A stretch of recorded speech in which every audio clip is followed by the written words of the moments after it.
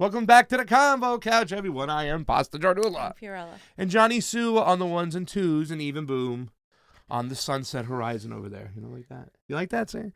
Ladies and gentlemen, thank you so much for joining on in. We had a great show yesterday. We've been having good shows all week. We are quarantine AF, which means quarantine as fudge.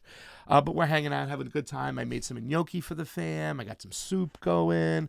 A lot of good food. But there was a little interview today, fam, right? And I think we want to talk about this one. We are still in disagreement over here, but I guess we will talk about it. So we will. I mean, it's just funny how a lot of us are disagreeing on this. It's either or. You know, I was talking to Graham, and I'm gonna be on a show hopefully this week to talk about it, and yeah. So you want to talk about? You said breaking news: Tulsi clarifies her endorsement of on Jimmy Dore. Yes. Her endorsement of Joe Biden, and we were in agreement on this one. Support, endorsement, same fucking thing. Yeah. Same thing. And what really irritated me was people trying to rationalize, no, she didn't endorse him. She said support. You guys, like, bottom line, like, it's the same thing. And she actually pretty much reiterated that. Just summarize before we watch it, because we're going to watch it. She pretty much reiterated that she endorsed Joe Biden because Bernie Sanders, she thought that he's the presumptive nominee, that the Democratic Party chose the Democratic voters chose Joe Biden. And when Jimmy asked her, well, how can you endorse Joe Biden if he's a warmonger? She basically said, well, I'm still going to continue doing the work that I set out to do and blah, blah, blah. And then she also, what else did she say? She pretty much just touched on every point. We can just watch the video. I think it's important to point out, though, that once again, too, she feels that she can have the most power, the most influence within the Democratic Party. Yeah. Same position as Bernie Sanders. Sure. And once again, I'm in total disagreement of it, but you know what I'm saying? Same position as Bernie Sanders, yeah, ultimately, but there were two people left in the race, and she chose to endorse Biden, not Bernie, or not endorse. So it's not the same thing as going to the convention saying, I want this, give me this, and then I'll endorse you, which is what Bernie Sanders plans on doing. And that to me is not the same thing. I completely, when Bernie Sanders goes and endorses Joe Biden, I'm going to tell him like he's wrong. I'm going to go after him the same way. But I don't think it's the same thing as going to a contested convention. She also confirmed that she didn't get any position. She wasn't negotiating any position with Biden like a lot of people speculated. Which is a good thing. Yeah, I mean, it's a good thing. And that she reiterated that the campaign and her had spoken, but didn't want to go into what it was. So let's just go ahead and watch. All right. So now there's a lot of talk about your decision to support Joe Biden. Now, some people are saying you didn't endorse him, you just support him. Could you tell us, is there a distinction between that, and what do you say? Again, look, I made this decision and made the announcement with a very clear view on where we are and what Democratic primary voters have decided about who the Democratic nominee will be to take on Trump in November. You know, there are a lot of problems with this whole process. You and I have talked about this a number of times, but I'm a realist and very pragmatic about where we are and where we must go forward and how I can continue to best push these issues that I have focused on to the forefront, push this foreign policy, this 21st century foreign policy change to the forefront. And I'm supporting Joe Biden to do that over Donald Trump. This is the choice that's before voters as we head towards the elections in November. So is there a distinction between support and endorse, or no? Not really. Okay. So Now, right there, John. Go ahead. Okay. So I just want to reiterate, I've said many times, Tulsi's a very practical, pragmatic person. She's very logical. I did not for a second believe that she endorsed Joe Biden because she was angry at Bernie, that she endorsed Joe Biden because she was somehow reacting emotionally. I 100% believe that she endorsed Joe Biden because of what she said, because she believes that he's the nominee. Now, do I think that the relationship with the Sanders campaign is strained and that he had a lot of fault in it and his campaign treated? Yeah, absolutely. There's no denying that. I mean, you guys, you can't deny the way she was mistreated and she wasn't really defended and all of that. But I knew that wasn't going to be the reason why she didn't endorse, Bernie. But I think it did have an effect as to not communicating and not building something together and all of those things. And then also on her last comment, obviously there's no doubt she was saying, no, there's no difference. Not really. So No, to no, all no, those people not at that all, were yeah. saying, because people are still hung up on that. And I Yeah. just don't understand. Like, come on, you guys. Well, I see people on both sides kind of going at each other. And I'm going to just say my whole bit about this right now is everybody needs to just relax, back the F up, and let Tulsi and Bernie have some space to work it out. That's my personal opinion. And like I said, to me, it doesn't matter this particular point. Even if Jai put out that information that was false and they didn't, Tulsi didn't properly go out there and give them the chance to get the endorsement, whatever, what had happened, it already set things in motion. And we talked about the shunning of Tulsi Gabbard when it came to the Democratic debates.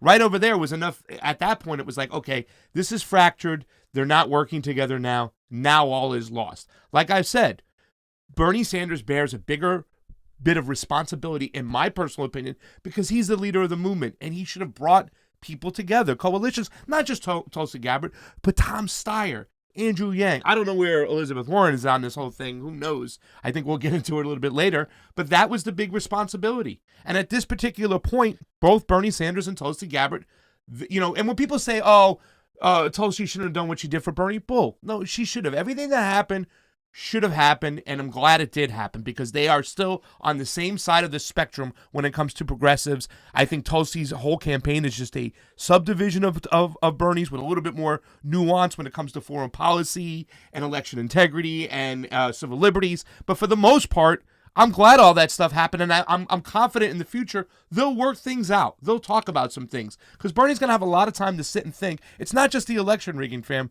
We can talk about his whole campaign, his campaign staff, and how that really threw things off kilter. His whole ideology, I think he got away from the class warfare a little bit too much when that was his big type of point where he could have nailed that down. So I think that we should all just step back, let them have the floor. If we forgave Bernie for saying that he believes he can only win as a Democrat because he can't run third party, you have to do the same for Tulsi Gabbard if she believes that she can't win. Now, I'm not going to support Joe Biden, and I think Trump's a better choice, but that's where I stand on the whole thing. Yeah, okay. It's ultimately, they both said they would support the nominee and believe Joe Biden is the better candidate. But that's the thing, like, Bernie Sanders is still in this race. Whether you guys believe he can win or not, that's irrelevant. Semantics. He's still in this race, and that's the reality. And he is still having phone banks. He's still having people call. I mean, this isn't, and it's not about the delegate math here. What people have to realize is about Bernie's movement and the platform he has, and going to the convention and demanding that we get something out of it. And I mean, if that's all he can do, that's all he can do. But that's completely different than saying, I'm going to go now in this moment, where it could have given Bernie some momentum. It could have given our movement a momentum. Because that's on Tulsi, Bernie.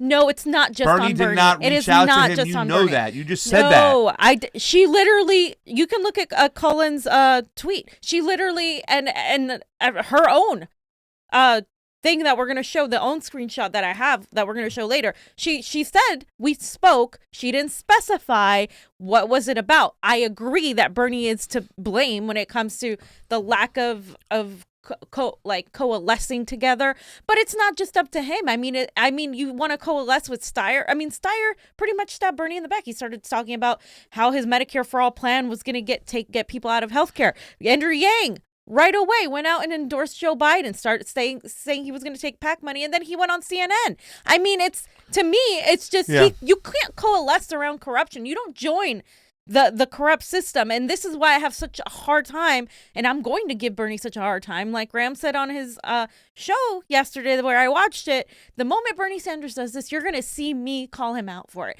You're going to see me do that. But he hasn't done it yet. And to do it at the convention where he believes he can get more, where it's going to cause a lot of us to stand up and yell at the Democratic Party and tell them, you nominate Joe Biden, we're fucking done with you, and we hope Donald Trump wins and burns this shit down. That's a lot different than going to endorse Joe Biden right now in a moment where it's actually needed to have this momentum. See, you're going to still focus on right now. I'm going to say this shit was lost a long time ago, especially after the Super Tuesday when he didn't call out any of the rigging. He has the money. He could get the lawyers in place. He didn't stop the main thing that was really, which it was his responsibility from getting him in 2016. Okay. And yes, this thing was lost along the way because it was late until Steyer started attacking to him. Andrew Yang just endorsed Biden last week. You know what I'm saying? Tulsi was there the whole time. There was no coalescing. There was no coalition. And you said this before yourself, fam. The establishment they'll join together. Yeah. They will. And they did it in a matter of 3 days. We got our ass sacked. And that no wasn't, one's there was, denying Bernie's campaign's that's culpability. where it was lost. Or the lack of focus on And you election know his campaign integrity. staff. Absolutely. No one's Terrible. denying that. But that's not, you both can exist. Both Bernie's campaign can be negligent and awful, and some of his staff completely incompetent and almost like corrupt to a degree. And she still shouldn't have endorsed Joe Biden. No way. I agree. beside the point. We can. I agree. No, I agree that she shouldn't endorse Joe Biden. And once again, at the end of the day, I think a lot of people said she won't endorse anybody. She'll just walk away from this whole process and say enough is enough. But she did say she was going to endorse the friggin' nominee. And Joe Biden is not the nominee, unless some of you can go. You're splitting hairs I'm and not you're trying. splitting hairs. Yeah, you are. No, I'm not. He's going to be the nominee. Okay, and you know he is. But he's not yet. And what I just said is it's not just about the delegate math or that. It's about bigger. It's about the platform. And he's not the nominee. If you guys can find me an article where Bernie Sanders dropped out and He's Joe not the Biden nominee, is the but they're nominee. going to continue rigging it because he hasn't called out the election rigging. So it's all for nothing. So it's literally he's gonna go to the convention. It's gonna be a total loss. Okay, and then he what? We have to accept the fact that we lost this a long time ago. What does he demand? Yeah, but we have to accept the fact we lost this a while ago. And It that's wasn't your just what choice happened to now. quit fighting, but that's not my Nobody's- choice, and that's nobody's- not the nobody's choice of a quit lot fighting. of people. And Quit that's fighting just for a false prophet for Bernie Yeah. Sanders. He's not a prophet, though. That's your False number one prophet to mistake. He's everybody. not a prophet. He's Well, a you're acting faulty like he human is. being. No, I'm not. He's a faulty human being. You're acting like he's a prophet because you're angry that he let you down. No, he's a faulty human being. Because he's he, not like calling out Tulsi, the number doesn't one believe. most important thing. which Neither is election Tulsi. integrity. Neither is Tulsi. well, That's we the got thing. into this. Tulsi's way better on this issue. And I'm not. And Tulsi doesn't. I didn't bring up Tulsi. Yeah. I don't give a shit. Tulsi doesn't have the money or the resources. resources to attack this. Bernie does, and that's where his biggest sin is not going after what we talked about. And we can, like I said, there's enough blame to go around at this point. Nobody has gone after what we talked about, and she just said the Democratic voters chose Biden, which they did not. She was wrong. She was wrong. They did not And I've been choose Biden. arguing. I've been sending messages and saying, okay, she has the Securing Elections Integrity Act. She has all this stuff she talks about. She's got a great macro idea, but she didn't pinpoint the small specifics that took place in this particular election where you could have been citing why the Democratic Party was trying to push people out there during an epidemic to vote. They didn't educate. They didn't talk about the exit polls. Tulsi Gabbard also got screwed if you look at the exit polls too in New Hampshire, and she didn't speak out about that as well. Yeah. So she has once again, she's been better than Bernie, but not good enough. No. And I don't think the Democratic voters voted for shit. I think it's a completely fucking rigged process. So, you want to continue the video a little bit more? Or do you want to go on to Elizabeth No, Warren? no. Continue the video. There's much more to be said. A lot of people are big controversy because you're such a strong anti-war voice, and then you endorse or support Joe Biden. And he voted for George W. Bush's Iraq War. He supported regime change in Libya. He still supports regime change in Syria. Joe Biden today is against troop withdrawal in Iraq and Syria. I mean, so how can you square that circle? How could, if your message was one thing, endorse a guy who's diametrically opposed? How does that happen? Like I said in my message, I don't agree with Joe Biden on every issue.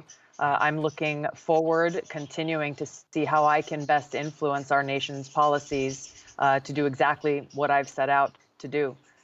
Given the choices that are before us, I have thrown my support behind Joe Biden versus Trump.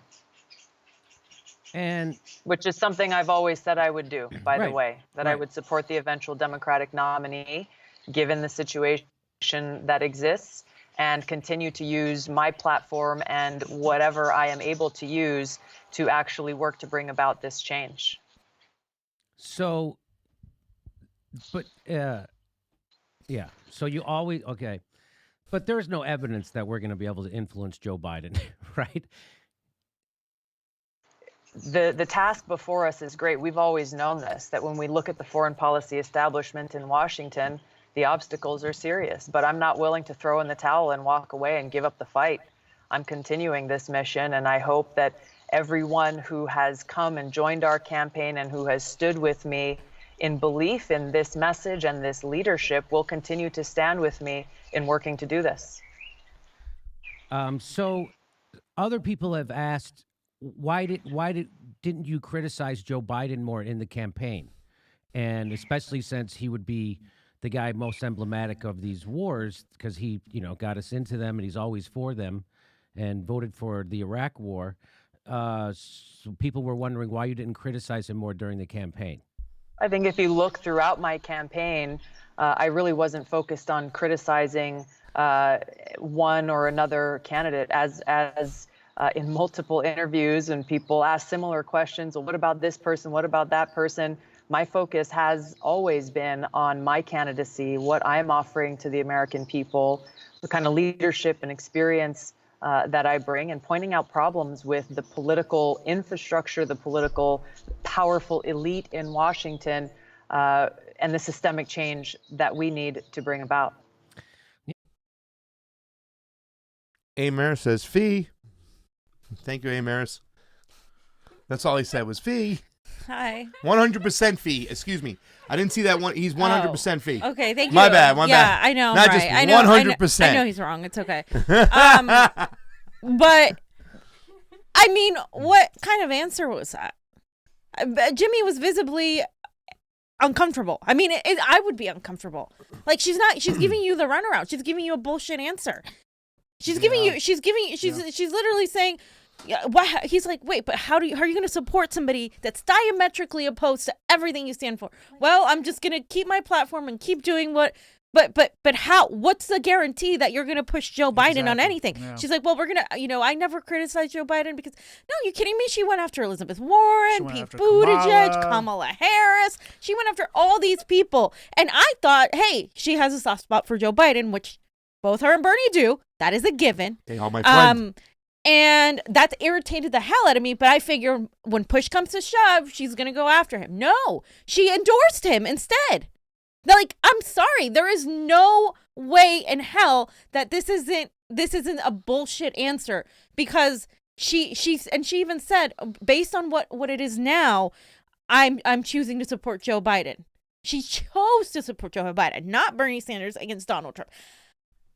I mean, Bernie Sanders doesn't have it. He's not going to be the nominee. Sure, fine. It's just like when you don't told endorse me, anybody until then. You know for a fact. I understand, but you even told me at one him. point that why is Tulsi even still in the race when she's going to be raising money when she has no path to that nominee? Tulsi had 2 delegates. Pasta. Bernie has a lot more, but he doesn't have a path anymore. And things are still being counted. So no, they're being he has counted a very, in a corrupt, very, fake very, system. very slim chance, but he still has a Look, chance. I hated it when Bernie said the same things about Hillary Clinton years ago. I hate it right now. I don't even know what to tell you. It's not the this same is suck. thing, Pasta. No, if this was a legit election, Bernie would be sweeping all the states right now. He would be sweeping all the states. Yeah. And it's completely rigged. And so that's Tulsi, why this discussion is mute. She doesn't even have the power to do that. Bernie Sanders has the money and the power to do that. So, I mean, what are we going to do? Keith M. says, Tulsi seemed evasive throughout the whole interview. I get the sense she just wants to exit from politics without any more mistreatment and smears. I don't think she wants to exit from politics. I mean, I just think that she made her choice for whatever reason she's had with Bernie or whatever, and that's the choice she made. But in making that choice, it is a bigger deal than Bernie doesn't have a path, whether you think that or not. It's much bigger than that. It is what we're fighting for as a movement, and in the movement itself, it completely just like pushed her away from any sort of progressive cred. The centrists don't care. They'll switch on and on. Whoever. Neera Tanden praising her, that looks awful for her. It really does. It doesn't help her in any way.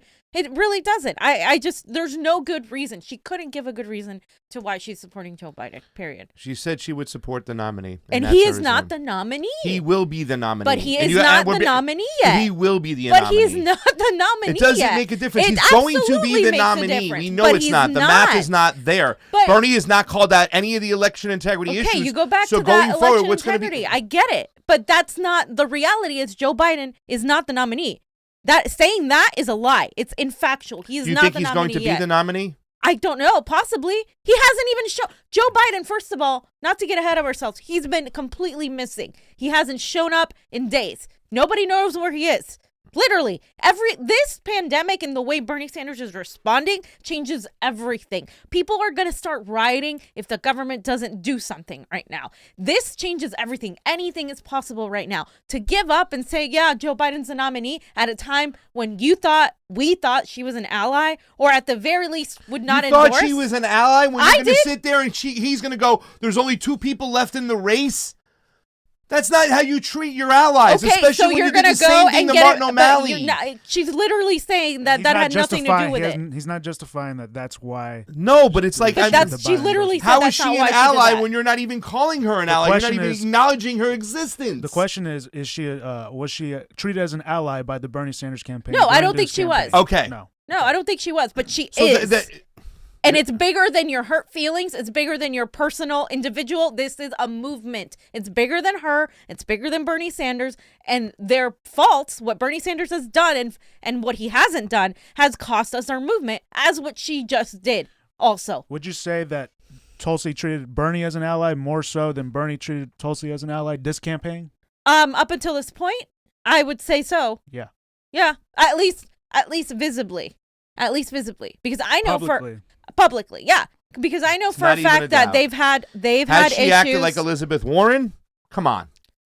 Had Elizabeth Warren done what Tulsi did, I would love to see the reactions of everybody else as to how they would treat her versus how they're making a lot of rationalizations for Tulsi.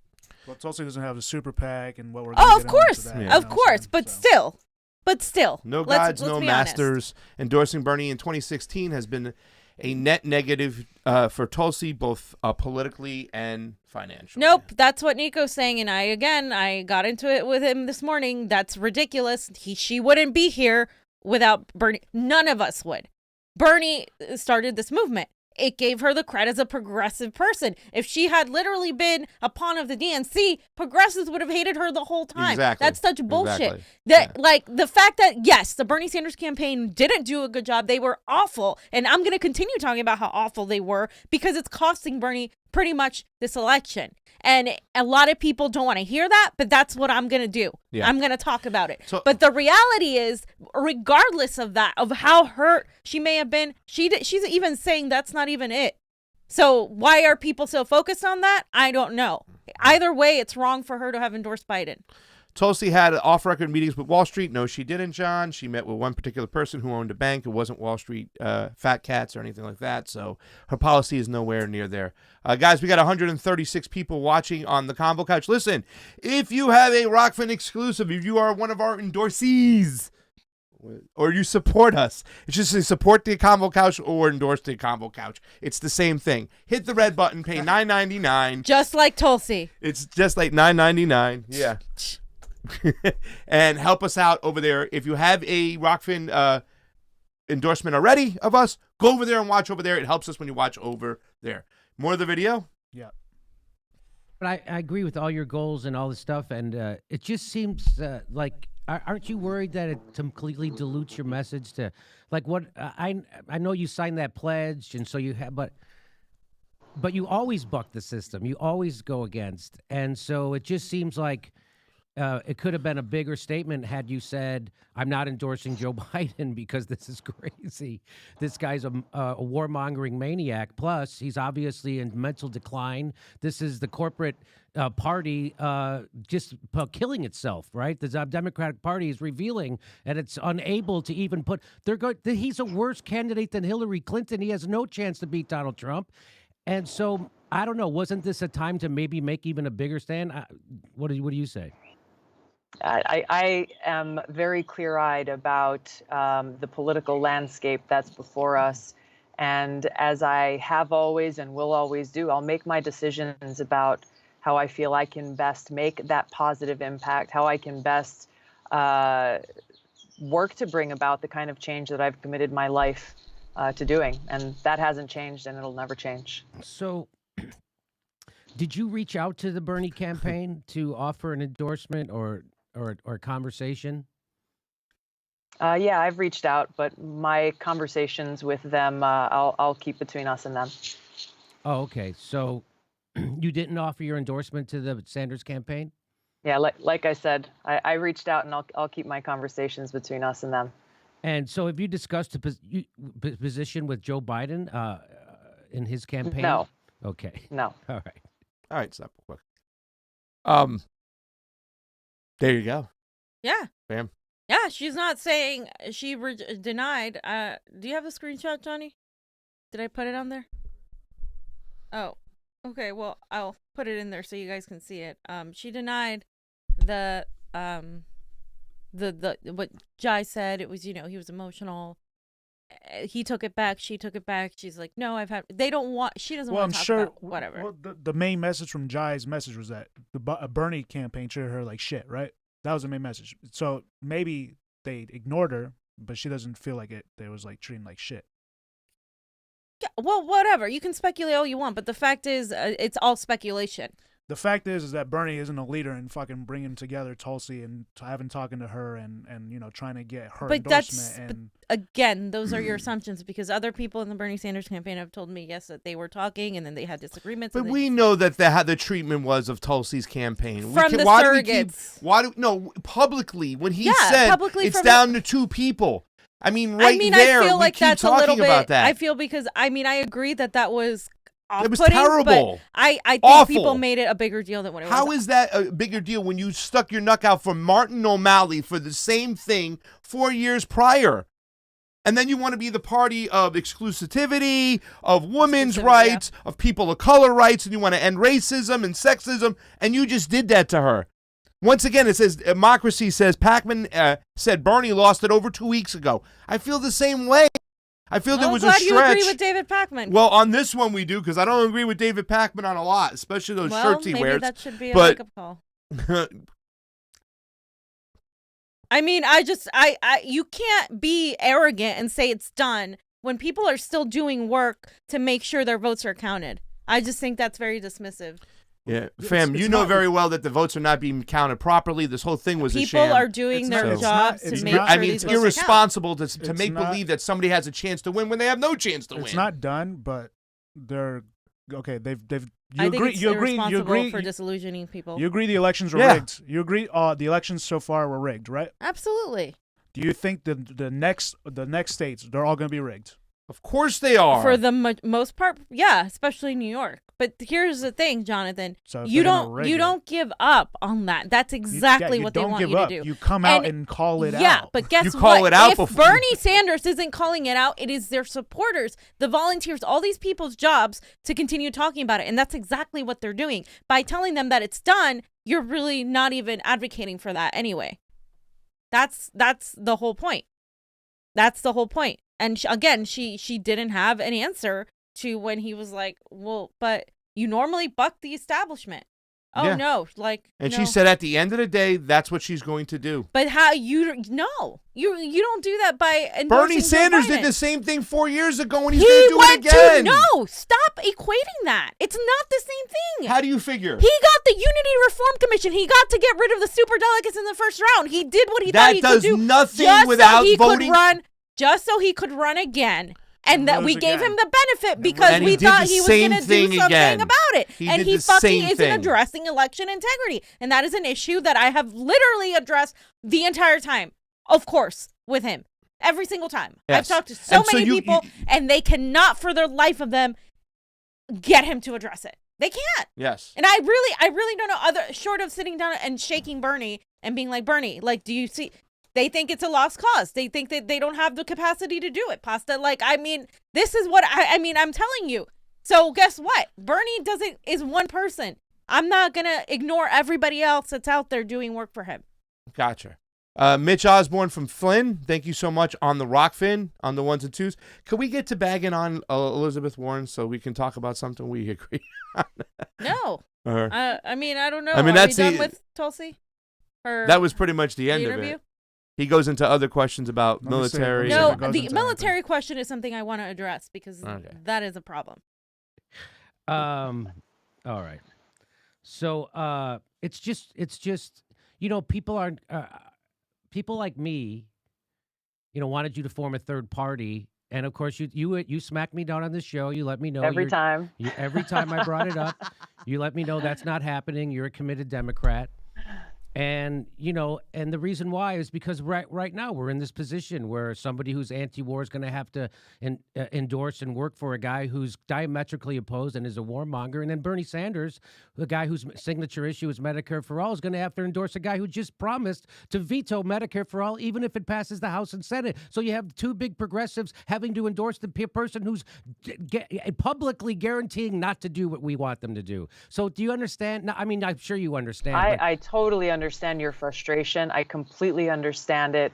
Again, I look at things at a very practical level, and I see how the existing political infrastructure makes it virtually impossible for any third-party candidate to be viable.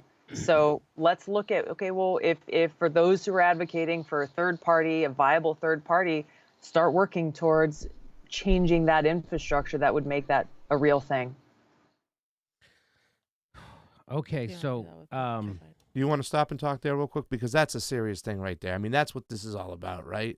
This is what this is all about. Have Bernie and had Tulsi really believe that you could win third party. And, I really wanted Bernie to go third party when Dr. Cornel West and Chris Hedges were like, oh, he missed his moment to go third party. We've talked about this. Starting a third party probably would be more important than winning the presidency itself, because then we would at least have a third viable party. And I think this is one of the elephants in the room. We talk about election integrity, but this is one as well too, fam. If you can't threaten to go walk and be third party, what can you do at this point? I thought that Bernie and Tulsi would be together at this point, threatening like, hey, you cheat us and you don't let this go through fairly, we're going to go third party. It never happened. I mean, I didn't, because Bernie Sanders has always been Yeah. the guy that is going to try to get as much as he can. That's why he did the whole Hillary Clinton thing. He's going to probably do the same thing. Try to get us something. Try to get us something in return. I know this for a fact. I know they're trying to push him out right now.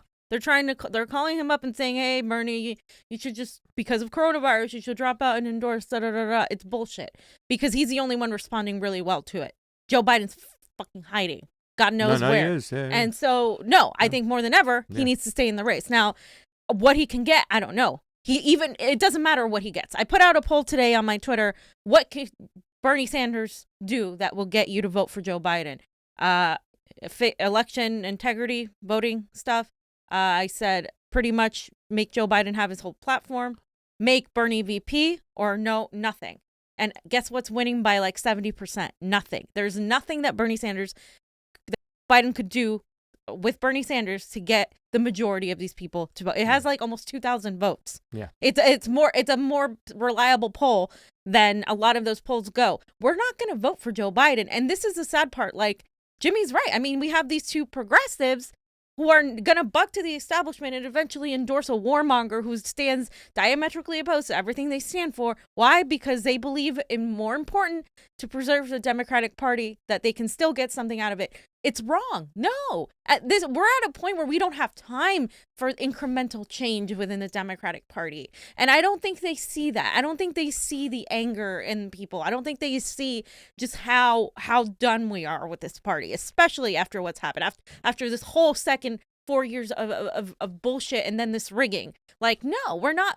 And, they're not talking about it. It's time for us to look beyond them as leaders and form our own people and our own new leaders and our own coalition. Because guess what happens when these people join the Democratic Party? Eventually, they have to play politics. Eventually, they're politicians and they turn around and they do what they need to do to be politicians. Yep. And that's the reality. Yeah. That's the reality, folks. Yeah. But what I'm fighting for wanna, is bigger than Sanders. That's why. I can't even.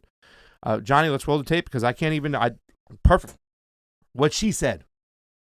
So I just wanted to talk to you a little bit more about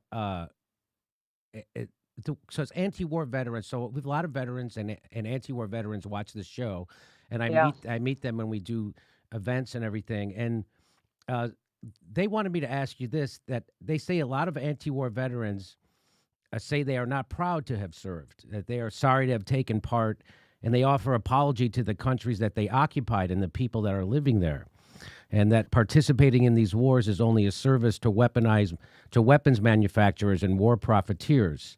So what do you say to that? I respect every veteran, those who make those statements and those who express their pride in serving our country. I am personally, I'm proud to wear this country's uniform. I'm grateful for the privilege of being able to serve. And it is those experiences that I have had throughout my service that have motivated me to dedicate all of my energy towards bringing about the political change in our leadership that actually honors the great sacrifice, selflessness, and courage that our men and women in uniform and that our veterans lay on the line. I think that it's important to draw that line of distinction between those who serve and wear the uniform and who salute the flag versus the politicians are dishonoring that service through the policies that they are advocating for. So, I mean, it seems to me that soldiers are not fighting for the safety and security of this country, and when they go over to places like Iraq, Syria, Libya, Afghanistan, they're actually achieving the opposite. Even in fighting the war on terror, where it's observed that for every civilian killed, we create 2 more jihadis. And so, I mean, it just seems, giving your piercing criticism of these corporate interventions, doesn't it seem, can you square that circle for me, how you can be proud to serve in things that you call out for being wrong? I'm proud to serve our country. I am angered by the politicians who needlessly send our troops into harm's way to fight in wars that don't make us any safer. There are missions that our troops are sent on to go and defeat ISIS and Al-Qaeda that are focused on making the American people safe. And those are missions that should continue to defeat that threat that is posed to our national security and foreign policy. But you're right, there are a lot of missions in whether it's continued deployments to Afghanistan without any clear objective or any clear goal that actually serves our country's security interess, or regime change wars like we've seen in Iraq and Syria and Libya and other countries that actually undermine our national security interests. So there is a difference and a distinction, especially when you know and you understand that it's the politicians who are making these decisions, and it's why I'm focusing my efforts on bringing about that change there to truly honor them and their service. So now, Yeah, I'm good with that. Yeah. No. Well, I have a lot to say on that. This is why she's been very attractive to Republicans and people who are very, very pro-military, because, although she has an anti-war message when it comes to regime change wars, when it comes to patriotism, she has that. Like, she's like, I'm happy to serve my country and do this and that. But I agree with Jimmy. It's kind of a contradiction, because the military is there for one thing. It is there to ensure that the empire continues. Now, obviously, sometimes it's necessary. That's the reality of the world. I'm a pro-peace person. I don't really want any wars of any kind. I don't find any gratitude in what this country represents right now. I am hesitant to stand up for this Pledge of Allegiance, because saying those words is no longer truthful to me, not the way things are. And so, whenever I've gone to her town halls, I've always noticed, she has that going for her. I don't get offended by it. A lot of people on the left do, however, because a lot of people on the left are like I am, where we're just like, you can't be free till everybody's free. And there's a lot, it's kind of a hypocritical thing. Now, I can see why people are hesitant now based on this answer with her not necessarily being like super anti-war, more so being like against wasteful regime change wars, which is good. I mean, I think we need more politicians to say that a lot, you know, and like her foreign policy has been great. You know, I think it's been far an improvement. It really put out the discussion on regime change wars, on what we do as an American empire abroad. And I think that's something that nobody can take away from her. I mean, she put out those conversations and people are now talking about it. Even the Sanders campaign pretty much started shifting and borrowing a lot of that stuff that she was saying. Alexandria Ocasio-Cortez borrowed that you can't separate our foreign policy from our domestic policy. But I don't think ultimately that she is necessarily anti like any sort of military. And I think a lot of people mistakenly thought that. I've always like said she wasn't, but at the same time, I think it's more clear of how she's definitely super pro-military, and she finds some sort of distinction in that. I don't necessarily find a distinction. I think we should just not have the military that we have, period. Jason V says, pissed at Tulsi will be pissed at Bernie when he follows suit. I wonder if they're nice to Biden because they'll know he'll be a vegetable come convention time. Hey, I'm the guy. Call me at 30333. I'm Joe Biden. I think it's a personal running for center. thing. You don't like me, vote for the other Biden. I think it's a personal thing. All With right. Tulsi in New Hampshire, intuition said she was frustrated with Bernie's campaign. I didn't want to push it. Yeah.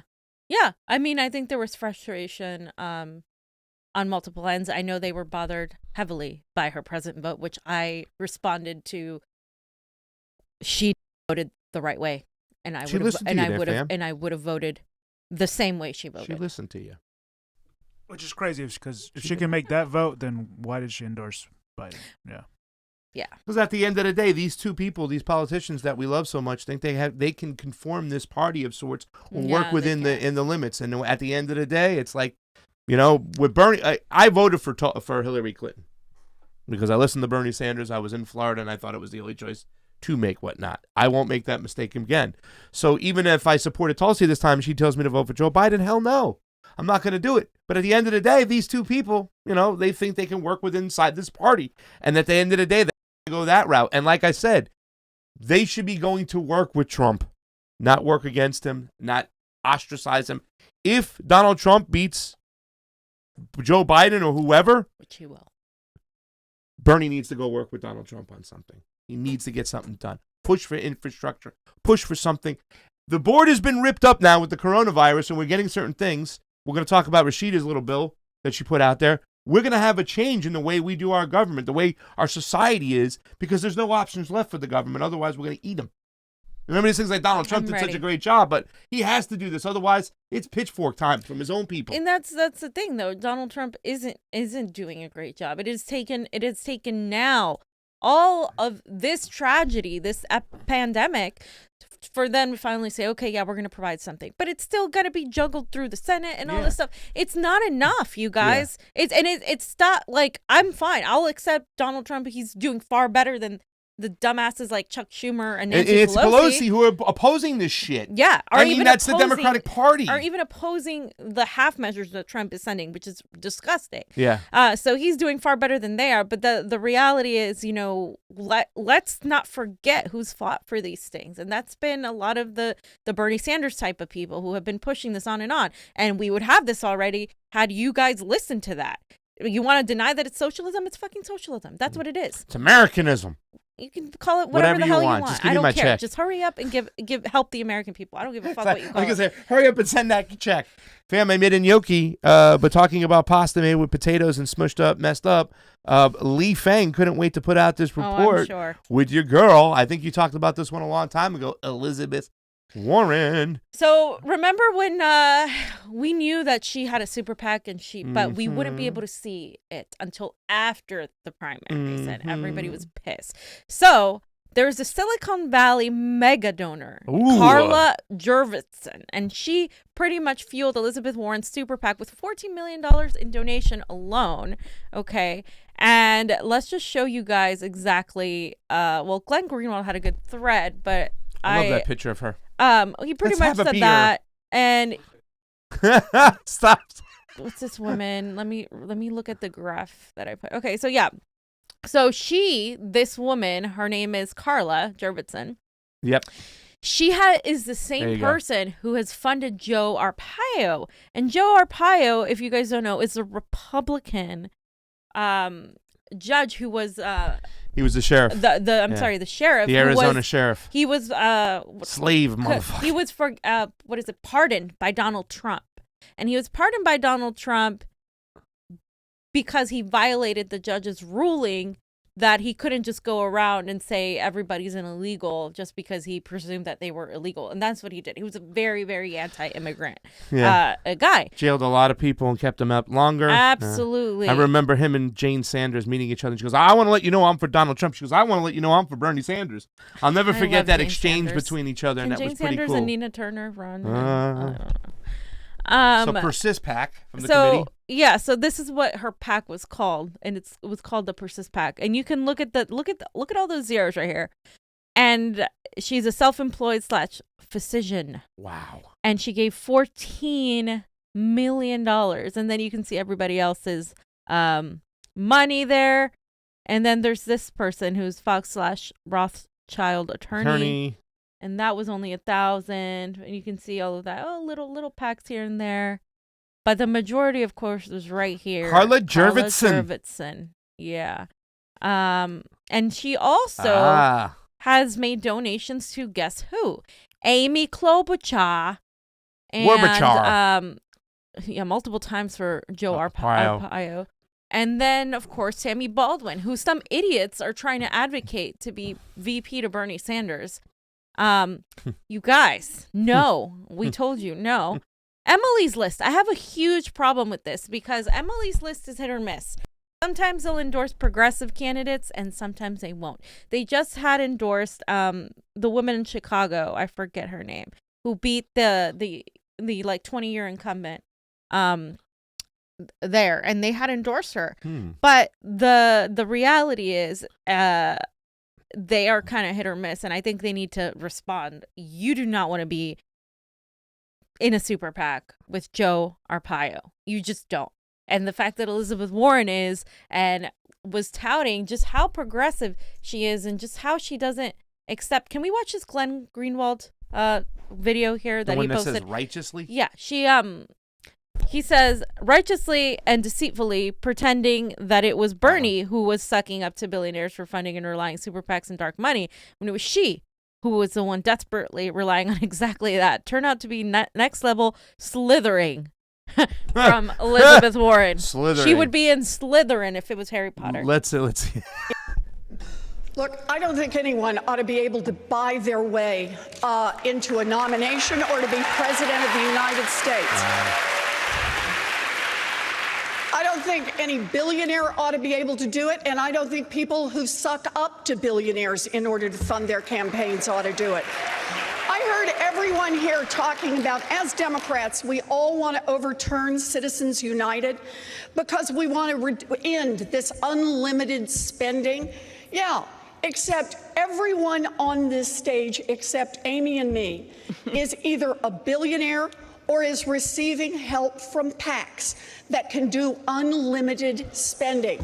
So if you really want to live where you say, then put your money where your mouth is and say no to the PACs. Look, I think the way we build a democracy going forward is not billionaires reaching in their own pockets or people sucking up to billionaires.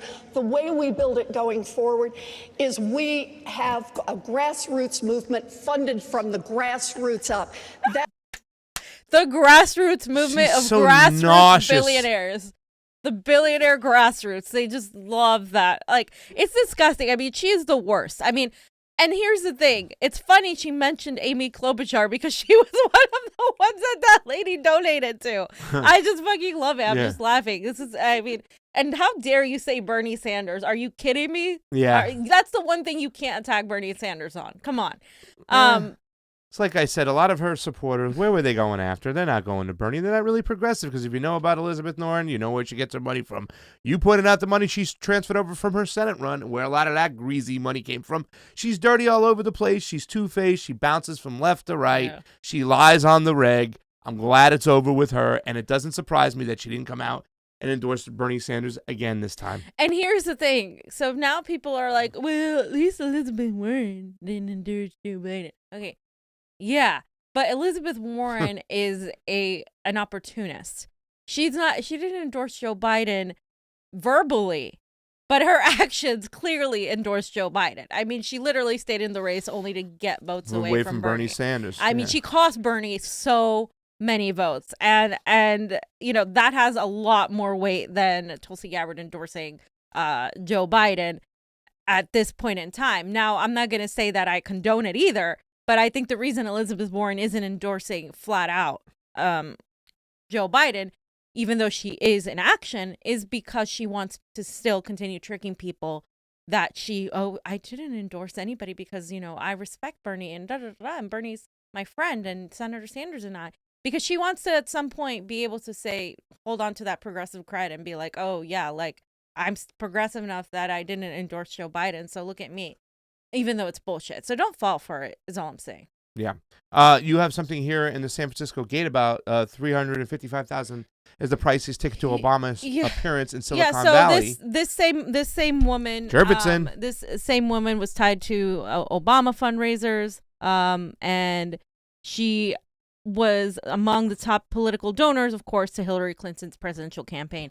So all of these people are just one big happy billionaire grassroots family. You scratch my back, I'll scratch yours, baby. And there's Tom Perez. It's a big club. Don't you just love him? You ain't in it.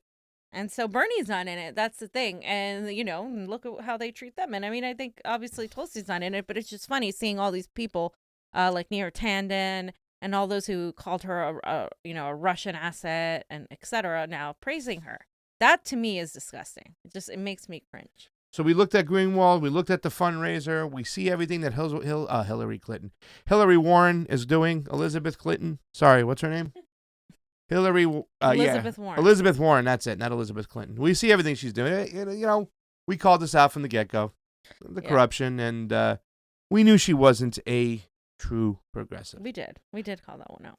Johnny, before we get to the Rashida Tlaib stuff, we run through that. You want to do any music, or you just keep going? Keep going. So Rashida Tlaib introduced a automatic boost to Communities Act, fam. Take a look at this. This is something cool. Now, at this point, and I'm going to tell you why she did this one right here like that. Mm-hmm.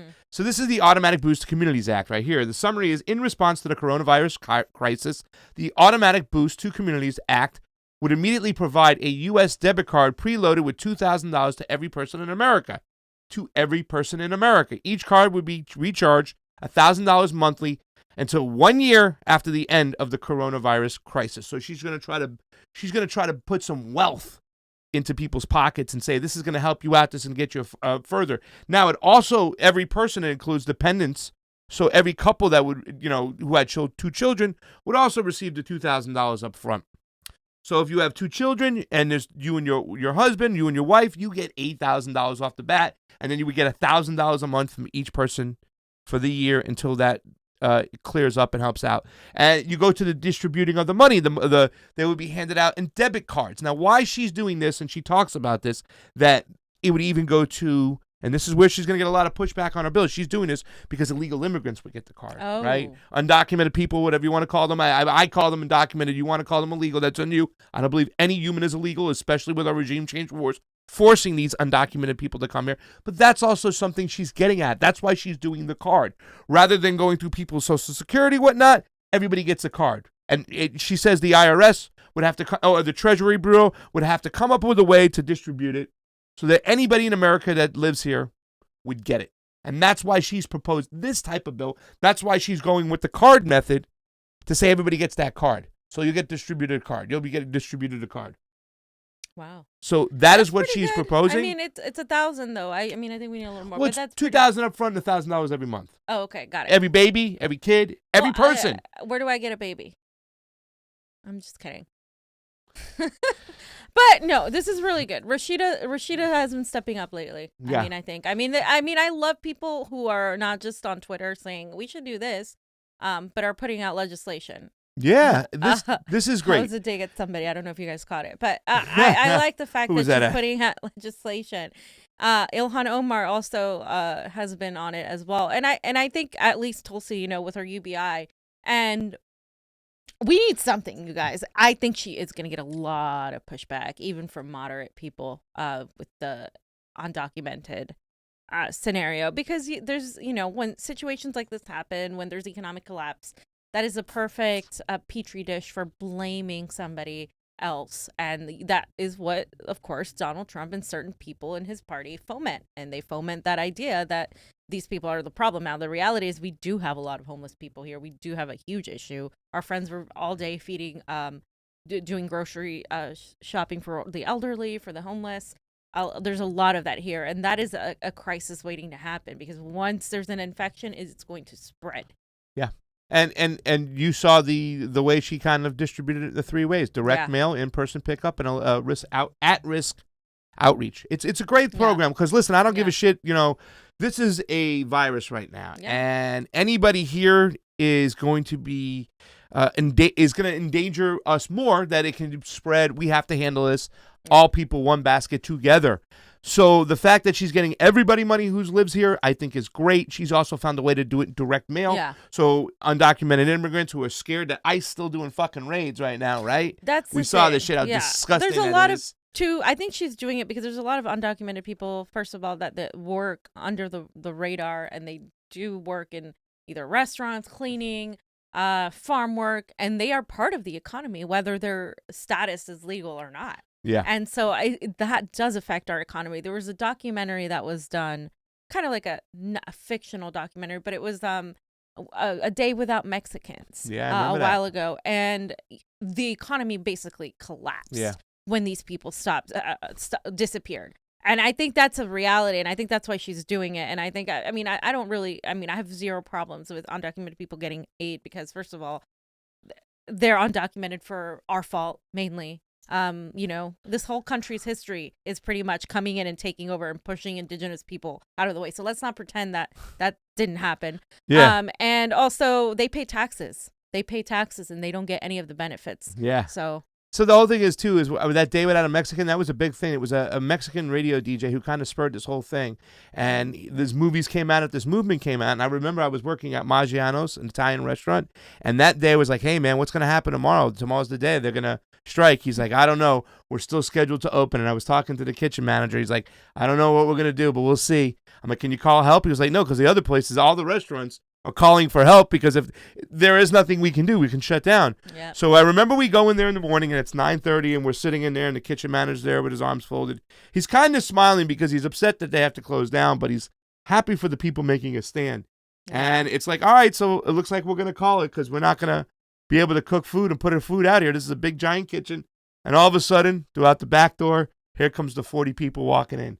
They were hiding off to the side, and they said, listen, we just wanted to show you. You were ready to close this place down. You can't do this shit without us. Realize that in LA, we will shut your economy down. You need us just like we need you. And it was a great, powerful statement. Yeah. And I'll never forget that. Yeah. Never forget it.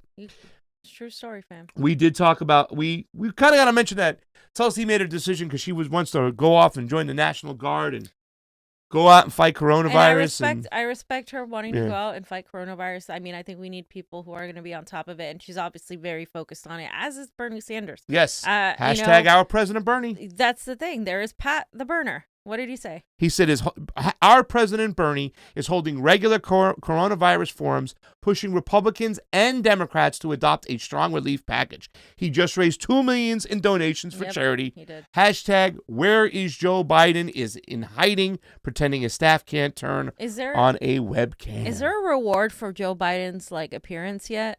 Have we issued a reward? Have you seen this man? I tried to call him. I texted 333-033333. No response. No response? No response. Oh yeah. Tell your friend to ask him out on a date and see if he'll. Because this is the shame of this whole thing, that we're going to sit here and act like Joe Biden really received all these votes. Like Joe Biden is capable of being the president, when Bernie Sanders, Tulsi Gabbard are doing the real work. They're there when you need them. Look, I'm dealing with a national fucking crisis here. He is. And you know what? He steps up $2 million in charity. He's doing the work. That's why it hurts when she endorses him and when Bernie's like, Joe Biden can beat Trump. It's like, you guys, are you delusional? He cannot. You know he can't. I know they're not stupid. I know there's two of the most intelligent people out there. I know they're not stupid. I know they know that I think they just know that the system is rigged, and they feel like she even said it, like, this is I'm very practical and realistic about the way the system is set up. But it's like, but how is the system going to change if you guys continue to perpetuate the system? Like, it's a catch-22 here. Something's got to give. Well, let's talk about the election integrity, because a lot of people have been saying, and I've said that Tulsi Gabbard hasn't gone far enough when it comes to this situation. Once again, I said Bernie Sanders has a way big of a responsibility to bear, because he is the leader, he has the money, he has the resource. She's a small movement, but I want to put on where she says every vote counts, and goes down what she says, the green check marks, and this is very strong stuff right here. And she talks and she advocates for this stuff. Number one, we need open primaries. We talked about why. The registration issues go out the door. Also forcing the Democrats to talk to the Republicans, Republicans talking to the Democrats. Same-day registration. That means, fam, without a conditional ballot, without a provisional ballot, same day you register right there, there is no problem. Your vote is counted. Paper ballots. Always we have to have some form of a paper ballot. Okay? Now we get a little bit more nuance to ranked choice voting. I know you love that, fam. Therefore, that makes the door open for eventual third parties coming to fruition, right? Automatic voter registration. Easy peasy, no bullshit, no questions asked. Make Election Day a federal holiday. Another big one, we need to have that. That is so huge, people don't realize it. We need to have a day off, no work, go vote, and that's it. Yep. Food restaurants can be open for certain stuff, but that's it. Have the day off, go vote. Now, once again, fam, the nuance of the closed-sourced, open-source proprietary software, the education of why the Democratic establishment wanted the elections to go on, the primaries to go on when it was an epidemic. There needs to be more of a nuanced conversations and pinpointing all these election polls that show there were fraud. I agree. This is good. I think she's better than Bernie Sanders on this. Literally, Bernie is for every single one of these things. Every single one of them. You can find it on his website if you want. Open primaries? Absolutely. Okay. Absolutely. Right. Paper ballots, all of that. All of that. He's the bill. Entirely She for has that. the bill. She has the bill. She has the That's bill. what she has. Yes. And I will fully say, Bernie Sanders has literally all of that. He talks about it seldomly, though. And I've spoken to one of his advisors, and I said, look, he needs to be more vocal about this, because people don't know how people have this idea that Tulsi is so much better on election integrity. She's better when it comes to the legislation she introduced, but he has paper ballots, same-day registration, open primaries, all of that. Yeah. Can't read that from here. Johnny, can you make election holiday a holiday, abolish super PACs, restore Voting Rights Act, and overturn Citizens United, and racist and voter suppression? He actually came out with this email thing that it was part of the Green New Deal into how they were going to redo the elections, and that was a huge part of it. Yeah. As well. See, and once again, looking at that, the ID laws, that's a little bit more nuanced. She has a little bit more nuance in certain situations. They're both there. They just really got to make this the number one main issue. I mean, what I want to see from both of them, open source machines, absolutely visible, observable by the public, audits from everybody, audits. I mean, we all, and then, that goes along with campaign finance reform, where it's like elections are publicly funded by everybody. You all get the same amount of money, no super PACs of any kind. I want to see that more, because that's also tied into it entirely. And it needs to be, and also the dates. We shouldn't have congressional races be one day, presidential another, local. No, it's all a mess. Guys, if you can afford to go over to ROKFIN and endorse us, we heard that Rashida Tlaib is going to get you a $2,000 check, so you can make it up after. Endorse us twice if you can. Rashida's sending the cash. Now, we have to talk a little bit more about this, because we're going to dive deeper into election integrity as we go along. We've already been making phone calls. And that's the beautiful thing about, Fiorella and I. We talk to all sides, because there is somewhat of a split when it comes to the election integrity activists out there. A lot of them are not talking to them. Some of the open source people don't talk to the people who want paper ballots only, this method, that method. We try to talk to all sides, understand what's going on. And I just want to bring apart who John Roberts Brakey is. He is probably the top of the food chain when it comes to election integrity. He talks about the scanning of the ballots, which are owned by the people, which is a method they use, the John Roberts Brakey method they used in Alabama when Roy Moore, the judge, ran against Jones, and they were able to put these scanned ballots online for proof, saving the election for the Democrat who voted for Donald Trump all the time anyways. So here we go.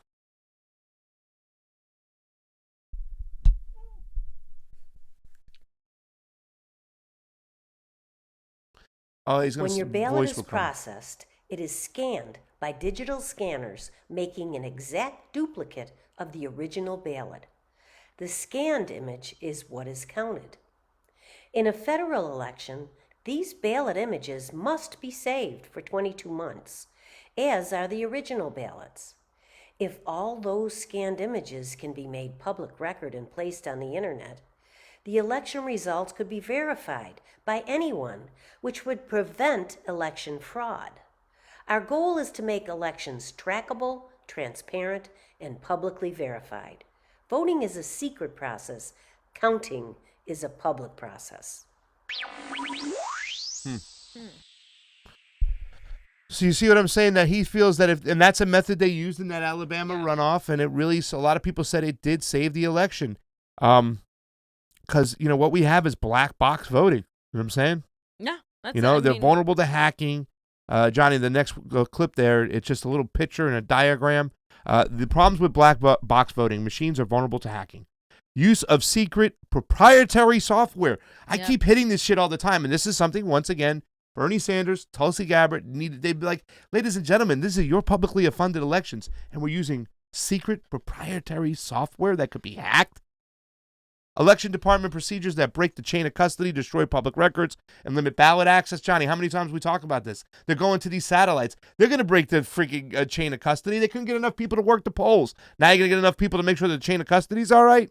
Restrictions on audits and recounts, or none. That's the problem, is that you have a restriction on your audits because you can't look at the software. It's illegal. They have the rights to it. You don't. Big failure of logic and accuracy test. And are the vote counting anomalies the result of the malicious intent or malfunctioning equipment? Sorry, my tongue got over there. And that's what we talk about all the time.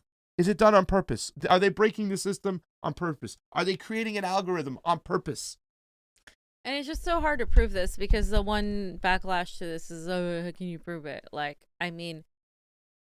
It's pretty obvious, and there are multiple ways of proving just the statistics alone, the margins of error, the data from canvassers and from apps not matching the results of the output. That could be a way of proving it. But the reality is, it's really hard to actually have one of these people or film one of these things going on when we don't control anything. Yeah, they control everything. Yeah. It's like asking somebody to prove that they're innocent when they're on death row and they have everything against them. I mean, we just executed an innocent man not that long ago, and that's the failure of the system. It's just not transparent. Well, people always go, "Can you prove to me that they cheated?" You can't prove to me that they didn't cheat, because we're not even allowed to look at anything. And this is our public elections. Can you prove to me that it's fair? No, you can't. You just assume it's fair. 'Cause Exactly. It's much easier to believe that than it CNN is to told you, freaking fam. believe that they're doing something else. And I mean, at this point, since the 2000 elections, I think we can pretty much tell that it's not. I mean, the exit polls are way out of whack. 4% says it's election fraud, but we're going to ignore that. Lake Worthless. It's Lake Worth. I used to call it Lake Worthless. Palm Beach Community College. I went to the Lake Worth campus for like a half a year. Well, they had a city council blow up. You're going to love this. You can watch this over and over again. This is what happens when you try to play politics and somebody's going to call you out. Can we do better? There's always things that pop up that we can do better on. And I call the question. I'm sorry. That's not how this works. We each have an opportunity to speak 5 minutes. I thought we did. Yeah, the question's been I'm called. No, I'm sorry. And that's not how calling the question works. You need a second and you need to vote on it. Then I have a second for calling so the are question. you telling me that you're going to keep me from talking right now? You've talked all evening. Look here. You're calling me disrespectful because I've interrupted people, but this gentleman has turned off people's lights in the middle of a global health pandemic. That's what that gentleman did. Point of order. And you think I'm disrespectful for interrupting you? Point of order. This gentleman has had the ability to do any number of things. We could have banned large gatherings. We could have closed the beach. We could have put a moratorium on utility shutoffs. I recessed. Also not within your power, and the attorney has held that that's true. I recessed the meeting. You came up with new rules at the beginning of the meeting, and then you didn't even want to follow the rules that you came up with. And you took advantage. This is a banana republic is what you're turning this place into with your so-called leadership. Does a recess mean that we will be? Yes. Camera on that? I don't care anything about this. Camera on that? I don't care anything about this. Does We it- should have been talking about this last week. Can we? We cut off people's utilities this week and made them pay what could have been their last check to us to turn their lights on in a global health pandemic. But you don't care about that and you didn't want to meet. But every other year you go around and beg people for their votes. Hey. Can we explain But the you care recess? more about your relationship with that guy than you care about the relationship with the people who don't go to work in this building. Order! You were done. You're done. You're done. Disrespect. It's disrespectful is what you've done to the working people in the city. I didn't do anything. You failed to act. I didn't do anything. When you're a leader, you failed to act. You said you didn't do anything. You failed to act. When you had an opportunity. Party for State House. I don't care anything about that. I don't think anybody cares. Does a recess mean that we can reconvene tonight, or? Okay. Whoa. Fam, I knew you'd love that, right, fam? Fam, I that's know you love literally that, fam. every single city council Fire. meeting and every board of advisors meeting that I've been to. I mean, come on. They're useless. The majority of them. There's a good couple of them, as we can see. But the majority of them are like, point of order, you said something mean.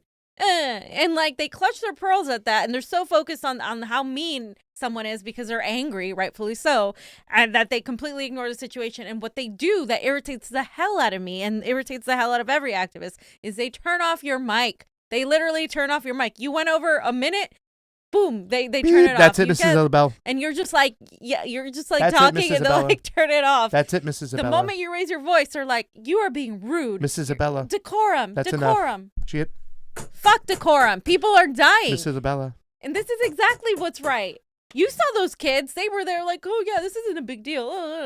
Like, it's going to be cool. Now, Florida's probably going to get it Turning off lights, bad. though. We saw this, too, as well. Like, literally, I talked to the gas company. Hey, guys, listen, I have a problem right now. Yep. I know I made an arrangement to pay you this money right now, but things are tight. My logistic jobs, I can't go out. And, things are shut down. Oh, you need to still pay $80, otherwise we're going to cut your gas. What? That's what this guy's saying. You turned off people's lights. You made them use their last paycheck to pay for fucking lights. Instead of food. And here's the city council chair protecting the friggin' the corporatist jerk off who owns the fucking and the guy to the left, all the way to the left. You saw him. He pointed to him too. He was with him. He's like, that guy right there. He turned off the light. He turned. Like he was. He was These with him. people are fucking insane. Oh my God, that was great. That was great. Thank you so much. Who is that guy? What's his name again? I'm gonna find it. Hardy. We'll find him. We'll go there. I'm find him. gonna When we hit go to him Florida. up. Rolling Stones. What's this? You got a video? You got something from the Rolling Stones? Oh yeah. So according to Rolling Stone magazine, but it's all over the internet now, the DOJ wants to suspend certain constitutional rights during the coronavirus outbreak. So they have secretly asked Congress for the ability to detain arrested people indefinitely, in addition to other powers that one expert called, quote, terrifying. Mr. Barr. So they said whenever the district court is fully or partially closed by virtue of any natural disaster, civil disobedience, or other emergency situation, according to the draft language obtained by Politico, this would be applicable to any status or rules procedure otherwise affecting pre-arrest, post-arrest, pre-trial, trial, and post-trial procedures in a criminal and juvenile proceedings and all civil process and proceedings. They justify this by saying currently judges can pause judicial proceedings in an emergency, but that new legislation would allow them to apply it in a consistent manner. So the problem is here that the Constitution obviously says that you have habeas corpus, which gives the arrestee the right to appear in front of a judge and ask for a release before the trial. But this legislation would essentially suspend habeas corpus indefinitely until the emergency ended. Further, the DOJ asked Congress to suspend the statute of limitations for criminal investigations and civil proceedings during the emergency until a year after it ended. So, yeah, they're using coronavirus and nobody's take away our freedoms. Exactly, our civil liberties, everything that we value. Johnny, this is fascism. fascism. Take away our freedoms. This is fascism. Yep. Now, that would be fascism. Yeah. Because you're literally these strict constitutionalists who love the Constitution are now saying, nah, not right now because it's a pandemic. UBI, socialism, taking away civil liberties, fascism. That's Learn That's lessons of the a day, ladies and totalitarian- gentlemen. Sounds like Stalin, actually. Ladies and gentlemen, we want to thank you all for joining us in today. It was a good stream. We'll be back tomorrow. It's Sunday Fun Day. Johnny, got anything else to finish us up with? Nothing fun? So, if you have a chance, thank you very much. Carrie Mark, good to see you. Mitch Osborne, we love you guys, on the ROKFINs. Going over and joining the ROKFIN, endorse us. We also have a Patreon, 87 people.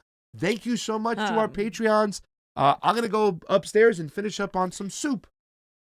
What, Johnny? Oh, there's an Italian. Oh, yeah, the Italian video. Before he does that, I just want to say I have a proposition for you guys. If you guys want to donate to either a Patreon or GoFundMe or endorse us, we should do a video of Pasta doing insanity with Johnny. And then he said a video of Fiorella cooking because he thinks it's like an impossibility. And since we are quarantined here and getting on each other's nerves, as you guys can see, I think that would be a wonderful idea to show a video of Pasta doing insanity or something. I think it would be hilarious. You I think still you guys owe me would a enjoy meal it. when you lost the game. You No, never I even didn't cooked lose. and It stuff. was unfair. It was No, rigged. it was It not. was rigged. You owe me. Just like these elections. It was, but It you was- didn't no, call for I'm an sorry. investigation I at that did. time. I said it was rigged. All right? You didn't They said it protest was the rigged. vote. You I lost. went with the people. I had an egg here. I You were ready to break over my head if you lost. I And protested. all right. We're not wasting eggs now. This is a time of crises. Glory Jones says, late and off topic, but we're sanctioning Iran and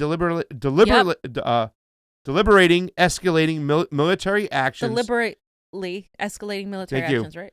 Yeah. With them, which really sucks. And free Julian Assange now. Yes, Sorry, I agree. Glory. And not only Iran, but Venezuela as Yes. well. And Awful, Cuba. awful. And I'm going to go a little bit deeper into this because I saw a really good thread on it. But, there's back and forth. People are saying that Cuba has it, but the other side is saying they don't have it, that it's not real. Who am I going to believe here? I don't know. Lately I'm tending to believe Cuba and the socialist nations that are actually providing for their people. But I'm going to do some more research on that and see what exactly this vaccine is that they're claiming. Johnny, socialism, everything crumbles. What do you got in Italy? Oh, nothing. I just want to show that everyone should take the coronavirus seriously because basically how it works is basically like it kind of like fills your lungs up with until you can't breathe, and Dries them out. and then you need a respirator, ventilator to breathe, and then so you can see in the beds here what that looks like, and all those people need all that equipment to breathe, and we don't have the infrastructure for that. No, we don't. We don't. So the best way to stop coronavirus is to stay isolated, keep washing your hands, and apparently soap breaks up the membrane of the virus, so then the virus can't actually work. So soap is better than hand sanitizer? Yeah, as well. A video I saw told me, yeah. Interesting. Okay. Yeah, today the statistics have gone. I thought so too, deep space, but I don't know. It looks like it's getting more serious. I don't know. It's yeah, I mean, I was pretty like, I thought so too. I wasn't Old worried. Gringo says, don't send knives to Fiorella. Pasta might get hurt. I love knives. I actually know a lot about knives. I know the different types of knives that people cook with and what they're used for and all that stuff. But well, actually, I don't use them. Some 30-something-year-old got died of coronavirus here in Pasadena. Yeah. Melissa deep told space. Me. Yeah. So there are 304,774 cases, which as of last night. What? Yeah, it's Cases. right here. Cases. Okay, yeah. How many Wow, deceased? that's crazy. 13,000. That's in the States, right?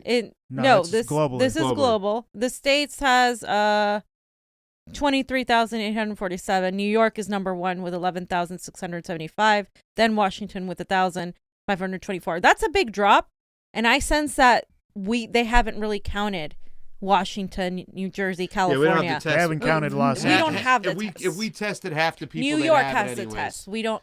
That's why you see that big drop. I sense that there's a lot more. There's a lot more than what is presented there. So somebody says, Deep Space, you sound like Eddie Bravo. I wrestled with Eddie Bravo for 2 months.